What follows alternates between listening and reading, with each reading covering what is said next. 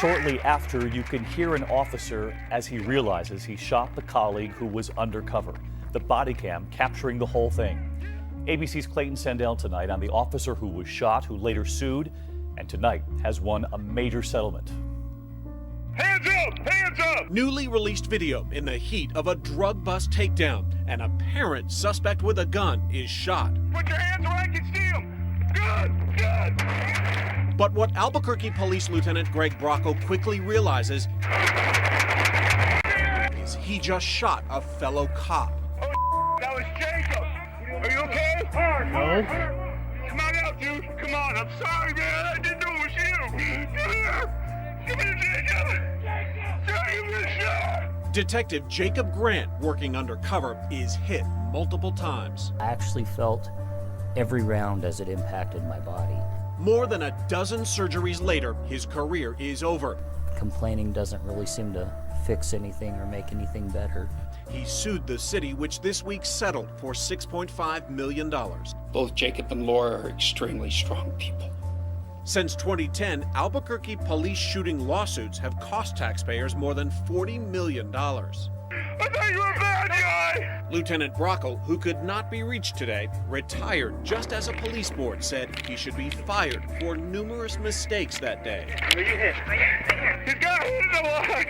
Mistakes that nearly cost one officer his life. Christian persecution is on the rise around the world, according to Open Doors USA. The bombing of Christians in Pakistan on Easter was just one of the latest examples. A faction of the Taliban claimed responsibility for that attack, killing more than 70 people. Open Doors reports more than 7,000 Christians were killed for their faith last year, almost 3,000 more than in 2014. The group's president, David Curry, tells the Daily Beast many Americans don't understand just how serious the state of Christian persecution is throughout the world, and it's expected to keep getting worse. This month, researchers unveiled video technology that seamlessly changes a person's appearance in real time, manipulating facial expressions and what it appears they're saying. We are able to manipulate YouTube videos in real time. The computer software works with a simple webcam, which takes a 3D scan of one person's facial expressions and uses it to animate another person's face. In order to evaluate our approach, This YouTube demonstration shows how the expressions of world figures like U.S. presidents, presidential candidates, even Vladimir Putin can be altered. The first question, are you a felon? Oh, man, not me. I'm not a convicted felon. Comedians have been using the concept as a gag for decades. Back in his late-night days, Conan O'Brien frequently talked to politicians and celebrities alike. Look at that audience, man. They is sweet. It's the same technique used back in this 1959 Clutch Cargo cartoon series. Paddlefoot, get away from that! Look at Clutch! He picked up the bomb! But researchers say it's no joke. Remember this video that shows a pig rescuing a baby goat? Or how about the one of the eagle snatching a baby? Both fake. Scientists say they developed the technology to raise awareness that in the internet era, you can't believe everything you see. The Centers for Disease Control and Prevention warns that the Zika virus in the U.S. could spread much farther north than previously thought. The CDC originally focused on the southeast when it looked at the location of the mosquitoes that carry the virus, but the new guidance shows that the two species have a far greater range that can stretch to big cities like New York and San Francisco. As you know, there have been no reported cases here in the United States, but looking at that map, do we now need to worry about that? There are no reported cases transmitted by mosquito, but the mosquito season is coming. And so when May, June, July, August, September happen, mosquitoes are going to start to thrive, and we're going to be in trouble with regard to Zika. There are 300,000 to 350,000 births a month in the United States. And every pregnant woman is susceptible to being bitten by this Zika, by the mosquitoes that are carried by the Zika virus. So what's your main concern right now? Well, the main concern is that if a woman is bitten by a mosquito that has the Zika virus, that baby, while it's developing, may not have a normal brain. And so it is serious. The New England Journal of Medicine published just last night showed that in a woman who was pregnant, the Zika virus lasted in her blood over 10 weeks. And so we don't have real mosquito control efforts ongoing in a major way in the United States. Congress turned down a significant bill to research and fight Zika right before the Easter break. And there's going to be issues as mosquitoes start to thrive in the summer months. A recent decision by one of the world's oldest universities to drop required courses in Christianity is a shock for Christians around the world. It's been an 800-year-old tradition at Oxford that undergrads study Christian theology for their entire 4 years. Now the school has announced that after freshman year, students do not have to study Christian theology. However, students can choose further Christian studies as electives. The school says it wants to recognize students come from different backgrounds and want to study different things like feminism, Buddhism, Islam, and even mysticism. The online payment service PayPal said that it is canceling plans to open a facility in North Carolina and will take the 400 jobs elsewhere. It is the latest reaction to a new state law that critics say allows discrimination against gays and lesbians. 21 states, mostly in the South, have enacted similar laws that allow businesses to refuse services to people who offend the business owner's religious beliefs. Today, Mississippi took it one step further. After weeks of protest, Mississippi now offers gays and lesbians the least discrimination protection in America. Its new so-called religious freedom law allows business people and government workers to deny services based on their religious beliefs. The law applies to marriage licenses, jobs, housing, even an employer's dress code, and prevents state government from intervening once religious beliefs are the reason given. Governor Phil Bryant signed it into law. I think it protects the religious freedom of people who have deeply held religious beliefs, and so did the legislature and so did the majority of the people of the state of Mississippi, so we signed it into law. A recent poll indicated nearly 2/3 of Mississippians support the new law. Pentecostal pastor David Tipton is one of them. We should be able to freely express our religious views and live by our conscience. Including who you do business with? Certainly. Gay rights advocates were outraged. One tweeted that Mississippi had enacted the most toxic anti-LGBT law ever. Also critical were Fortune 500 companies like Chevron, MGM Resorts, and Nissan, which said its policy is to prohibit discrimination of any type.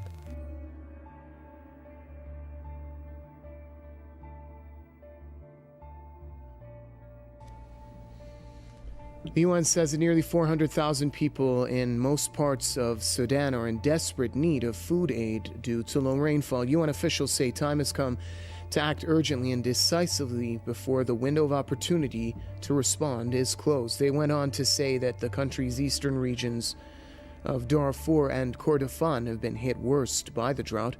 The UN officials said nearly $12.5 million are needed to fund food assistance for those affected by the crisis.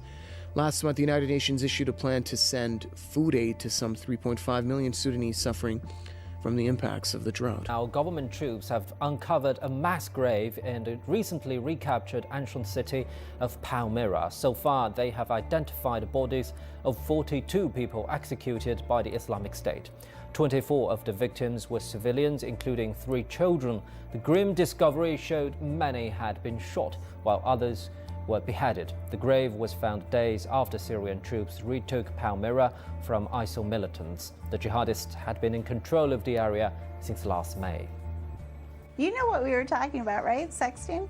Julie and Will Pilner of Lafayette, Colorado say their kids have told them sexting is just part of modern teenage life. It's more widespread than I think we'd like to think it is.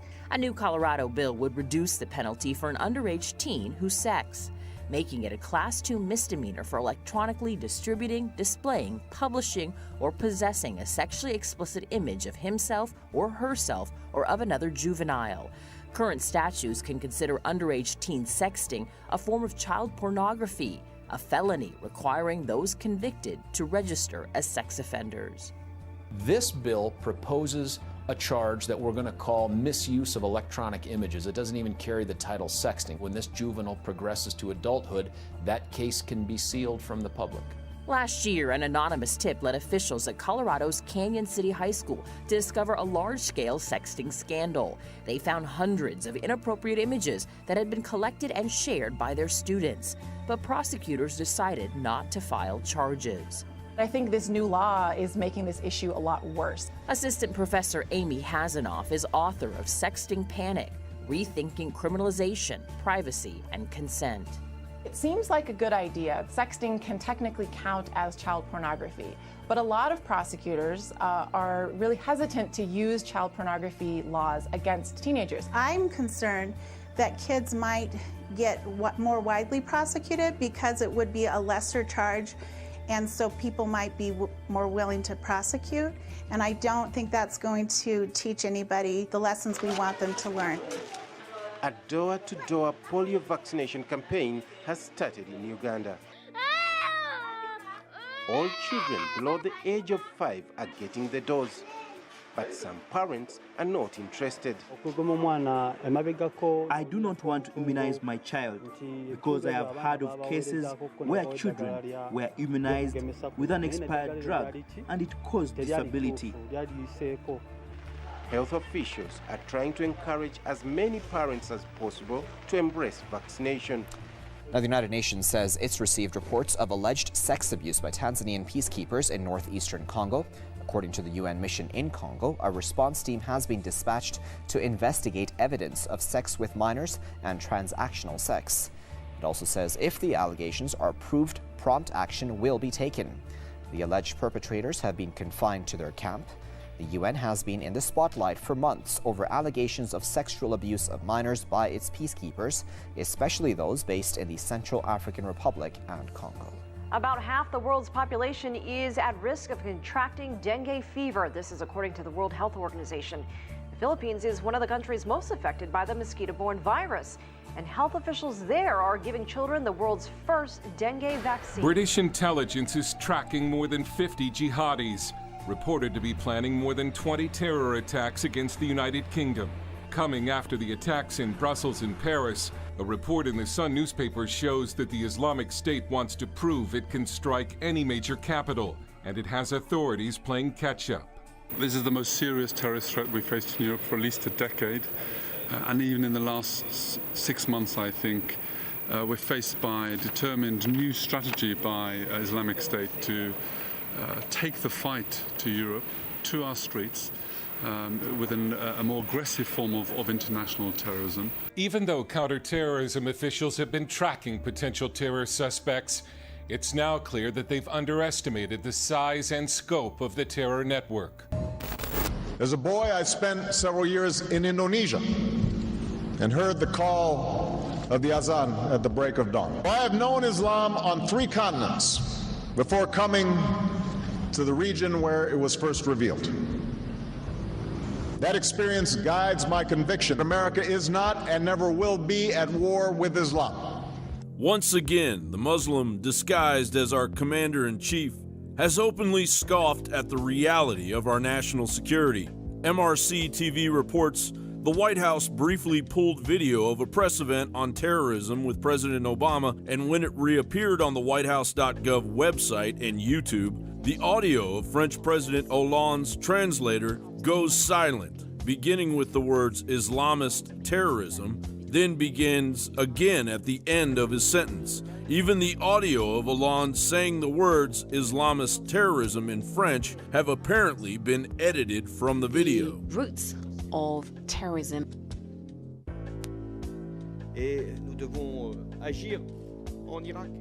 And this pattern has been repeating itself for years. I don't quibble with labels. Islam is not part of the problem in combating violent extremism. It is an important part of promoting peace. Is violent Islamist extremism at war with us? No, sir. We are being attacked by Al-Qaeda and its allies. Is Al-Qaeda, can it be described as being an exponent of violent Islamist extremism? The Al-Qaeda are murderers with an ideological agenda. That wasn't my question. My question was, is Al-Qaeda acting out violent Islamist extremism. Al-Qaeda is a violent organization dedicated to overthrowing the values that we intend So to is it advance. yes or no? Can I hear the question again? Yeah, could one of these three individuals have been incited by radical Islam? Apparently you feel that they could have been. Well, I think potentially incited by of Islam that is inconsistent with... Mr. AJ, it's hard to get an answer, yes or no. They're unwilling to even mention a term when all over the world this is happening, and it's going to start happening more and more here because we're allowing so many in, is just incredible. Why is Islamic terrorism such a dirty phrase to the Obama administration? Intelligence officials in Pakistan say a local commander from the terrorist network Islamic State has admitted receiving funds transferred via the U.S. He made the confession while being interrogated. Today, we learned that the same group may now be in possession of a deadly cache of American-made firepower, Stinger missiles. Do you think it was a willful decision? A willful decision to go support an insurgency that had Salafists, Al-Qaeda, and Muslim Brotherhood? A willful decision to do what they're doing, which you'd have to really ask the president, what is it that he actually is doing? It's simple. The Obama administration and the Muslim Brotherhood are one and the same. Back in June of 2015, the Washington Times reported that the policy of backing the Muslim Brotherhood is outlined in a secret directive called Presidential Study Directive 11, or PSD 11. The directive was produced in 2011 and outlines the administration's support for political reform, i.e. regime change in the Middle East and North Africa, according to officials familiar with the classified study. Efforts to force the administration to release the directive or portions of it under the Freedom of Information Act have been unsuccessful. America, fun time is over. While the fear machine keeps churning, on average, kids now spend less time outside than prisoners.